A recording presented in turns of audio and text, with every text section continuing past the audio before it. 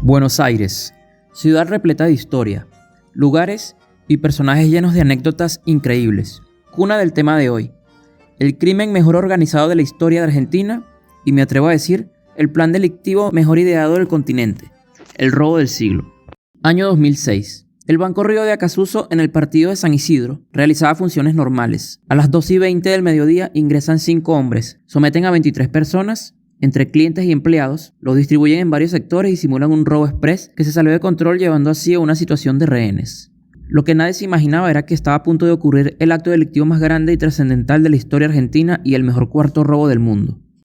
Mientras los ladrones ejecutaban el plan dentro del banco, afuera estaban 70 funcionarios del Grupo Halcón, policías élite de inteligencia para la época, 300 policías, negociadores, francotiradores y prensa de la gran mayoría de los canales de televisión y medios impresos. Comienzan las negociaciones para liberar a algunos de los rehenes, y así ir calmando los ánimos debido a la cantidad de personas que se encontraba alrededor del banco, entre ellos familiares de los rehenes. Los ladrones pidieron 5 pizzas Fugaceta y de repente se perdió toda la comunicación con ellos. Luego de 4 horas sin ningún tipo de contacto con la policía, entran al banco, chequean todas las plantas del edificio, van a la zona de la bóveda y se encontraron con 146 cajas de seguridad violentadas con un mensaje en la entrada de la bóveda. En barrio de ricachones, sin armas ni rencores, es solo plata y no amores. A los ladrones, literalmente se los tragó la tierra junto con muchísimo dinero, entre 19 y 25 millones de dólares y unos 80 kilos de joyas finas. Realizan las pesquisas y dentro de un archivero consiguen un hueco en la pared donde todos se escaparon. Pero, ¿cómo pasó todo esto? Fernando Araujo, residente de San Isidro con muy buena posición económica. Es artista plástico, profesor de jiu-jitsu, de karate, amante de la marihuana y de los deportes extremos. Para el libro Sin armas ni rencores de Rodolfo Palacios, confesó cómo ideó el plan para ingresar al banco mientras fumaba monte y escuchaba música clásica. La primera idea que tuvo fue abrir un hueco hecho desde una casa cercana. Con esto surgía un problema, las fuertes medidas de seguridad para penetrar la bóveda cuando el banco está cerrado. Fernando se fijó que había medidas de seguridad para un robo subterráneo y otra medida de seguridad cuando el banco estaba abierto. No hay medidas de seguridad estipuladas si pasan las dos cosas al mismo tiempo. Además, un desagüe pluvial pasa justo debajo del banco. Solo había que hacer un túnel de 15 metros de largo que iba desde la cloaca a uno de los cuartos del banco que se comunicaba justamente con la bóveda. Se dice fácil. Todo esto con el objetivo de salir del banco, puesto que los ladrones entrarían justamente por la puerta principal. Fernando iba a necesitar ayuda con inversores y herramientas para, obviamente, salir del túnel, y aparte, tener elementos necesarios para poder abrir las cajas de seguridad. Acá aparece su compañero de escuela, Sebastián García Bolster, a quien le llaman el ingeniero. Fue inversor y creador de herramientas para entrar y robar el banco. Le comentan del plan a un integrante llamado el Doc, quien hacía asaltos tipo comando, quienes juntaron un equipo electrógeno con baterías para tener iluminación dentro de la cloaca donde harían el túnel. Luego le cuentan el plan a Rubén Alberto de la Torre, quien tenía experiencia robando bancos y camiones blindados. Iban a necesitar a otro inversor e invitan a Luis Mario Vitete Sellanes. Este pana es una de las piezas claves para la ejecución de todo el plan, quien para ese momento le decían el hombre araña, ya que se metía a las casas vacías a robar trepando las paredes. Esta persona fue quien negoció con la policía durante toda la situación de rehenes para ir ganando tiempo mientras los compañeros iban abriendo las cajas de seguridad. Para esto hizo cursos de actuación y estudió oratoria. Todo esto se planificó aproximadamente en 1 año y medio. No dejaron ningún detalle al azar, se tomó en cuenta hasta el más mínimo detalle. Incluso hasta el mismo banco fue elegido por los ladrones dado que estaba en un barrio de gente pudiente. Y aparte de que podía haber mucho dinero en el botín, las indemnizaciones que daba el banco a sus clientes se podrían gestionar de mejor manera por el poder adquisitivo de sus clientes. Fernando Araujo también hizo curso de primeros auxilios para reanimar o ayudar a alguno de los rehenes por si se llegaba a descompensar. Nada podía salir mal. Entre Luis Mario y Fernando fueron los que más se involucraron en abrir el túnel. Todos los días entraban al desagüe disfrazados de operarios de una empresa con todas las herramientas. Al principio, la idea era salir en unos botes inflables a motor, pero se necesitaba que el desagüe tuviese más lleno. El ingeniero construyó un dique para que los botes pudieran flotar y así poder huir más rápido. Luego de cavar más de 15 metros de tierra tocaron concreto. Era la pared del cuarto de limpieza del banco. Trabajaron tan bien la excavación que dejaron la pared de concreto con 4 centímetros de espesor, solo para darle un toquecito y la pared se cayera y así poder ingresar mucho más rápido. Casi poniendo en marcha el robo, se contactaron con Julián Salvoecheverría, conocido como el Paisa, quien fue el chofer de una combi donde todos iban a huir. Ahora me imagino que te vas a preguntar, Si iban a huir de forma subterránea en botes, ¿cómo carajo entra una combi en el plan?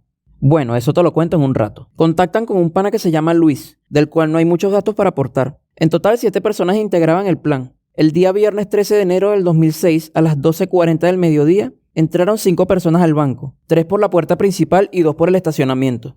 Estaban armados con pistolas de juguete. Esto con el fin de que si caían presos, las penas iban a ser mucho menores. Ya en este punto se estaba llevando a cabo una situación de rehenes tipo película. Usaron 2 carros, uno en la puerta principal para simular que iban a salir por allí, y el carro del estacionamiento donde iba la máquina que inventó el ingeniero para abrir las cajas. Todo parecía un robo que salió mal y pasó a mayores cuando ya todo estaba planificado. Todos estaban haciendo parte de un juego que se inventaron estos 7 tipos. El paisa estaba a varias cuadras esperando en el carro. García Bolster en el túnel esperando la orden para romper la pared y el resto arriba.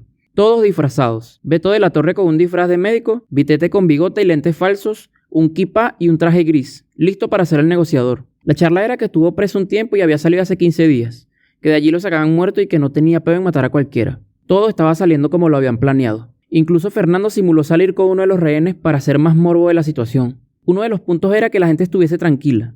Si se alteraba alguno o se ponía demasiado nervioso, lo liberaran para que no arruinaran nada de lo que habían puesto en marcha. Los trataron siempre bien, hablaban por teléfono, fumaban, hablaban y hasta se dice que le cantaron cumpleaños a una de las clientas. Luego esto se puso en tela de juicio por el propio Vitete, que lo desmintió.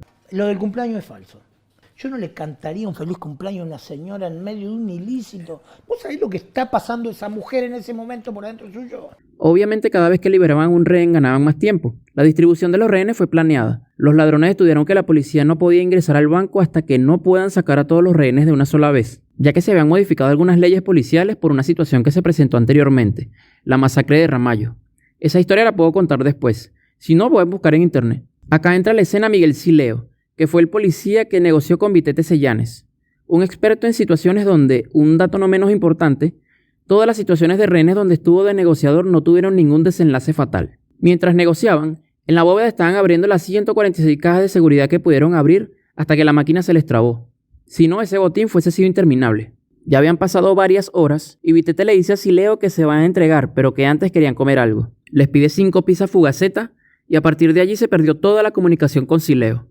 Nadie contestaba el teléfono. Justo en ese momento estarían guardando todo en unas bolsas para lanzarlas por el túnel y escaparse. Antes de eso, se pusieron pegaloca en los dedos para no dejar huellas. Limpiaron los escombros de la pared, lanzaron pelos que compraron en una barbería para despistar a los policías, pusieron una bomba falsa a la entrada del boquete y con una cuerda alaron un archivero para tapar el hueco en la pared. Todo lo planearon de forma muy meticulosa. A las 3:40 de la tarde se fueron. La policía ingresó a las 7 de la noche. Sacan a los rehenes y empiezan a revisar el lugar. Todo vacío, las cajas violentadas y encuentran solo la nota. La huida constó en bajar por un túnel, montarse los botes inflables e irse a contracorriente gracias al dique que había construido el ingeniero. Recorrieron 600 metros donde había otra alcantarilla, recorrieron otros 300 metros más hasta otra alcantarilla, donde en la parte de arriba estaba esperando el paisa en la combi. Subieron a la camioneta por un hueco que le diseñaron en el piso, justo a la salida de la boca de visita. Para este momento tenían una ventaja de más de 6 horas a la policía, quien bajó al túnel a las 10:30 de la noche, repartiendo el botín y hasta mirándose ellos mismos por la televisión, que pasaba todo con una media hora de retraso por si ocurría algún inconveniente no tener señal de ello. Secaron unos billetes que se habían mojado, brindaron y juraron más nunca volver a verse. La gente se topó con un robo perfecto. No había ningún rastro, pero hay un dicho soez muy cierto. Te puede faltar el agua y la comida, pero nunca un pajugo. Alicia Di Tulio, quien era la esposa de Beto de la Torre, sospechó que se iría del país con un amante. Fue a la policía y echó todo el cuento. Acá entran 2 versiones.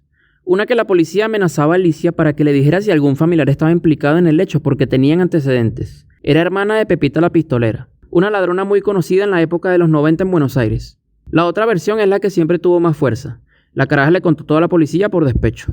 Poco más de un mes pasó luego del robo cuando agarraron a Beto y los demás fueron cayendo gradualmente uno a uno. De la plata se recuperó solo un 2%.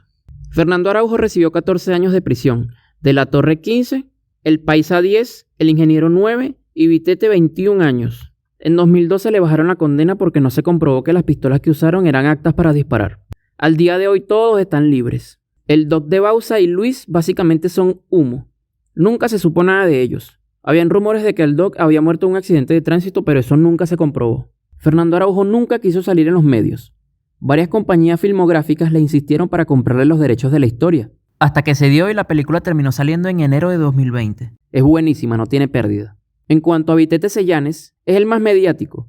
Es estrella en Instagram y Twitter. Es el que sale más en los medios, ha salido en videos musicales, escribió su propio libro y actualmente tiene una joyería en Uruguay. ¿Cómo abrió la joyería? Con trabajo rudo, obvio. Beto de la Torre fue liberado en mayo del 2014. Comentó en varios programas de televisión que su pienso fue no tocar la plata por un año, pero la mujer le quería sacar todo el billete comprando casas y carros. Supone que como él no quiso, la mujer lo sapeó. El ingeniero García Bolster conserva su taller. Nunca se declaró culpable y hasta el día de hoy dice no tener nada que ver con el robo. El paisa ahora mismo estudia Derecho y dice que ya no tiene nada que ver con el mundo delictivo. Esta historia se cuenta básicamente porque en líneas generales el plan fue una obra perfecta. Se dice que los policías no tenían ni siquiera una prueba de alguno de los ladrones hasta que Alicia Di Tulio fue a sapearlo. Y también para aclarar algunas cosas. Por ser extranjero viviendo en Argentina, se quiere siempre sobreponer el hecho de empatizar con los delincuentes porque no le hicieron daño a nadie y por verlo como una hazaña. Obviamente lo que hicieron está muy mal y no hay que señalar a los argentinos porque a 7 personas se les cruzó por la cabeza llevar este plan a cabo. Generalmente el argentino es gente de bien, no es un sobrado ni un narcisista como siempre nos hacen ver. De igual forma, que todo este hecho haya sido tan malo no le quita la magnitud de lo que prácticamente habría sido un robo de película y por ende, el mejor crimen cometido en la Argentina.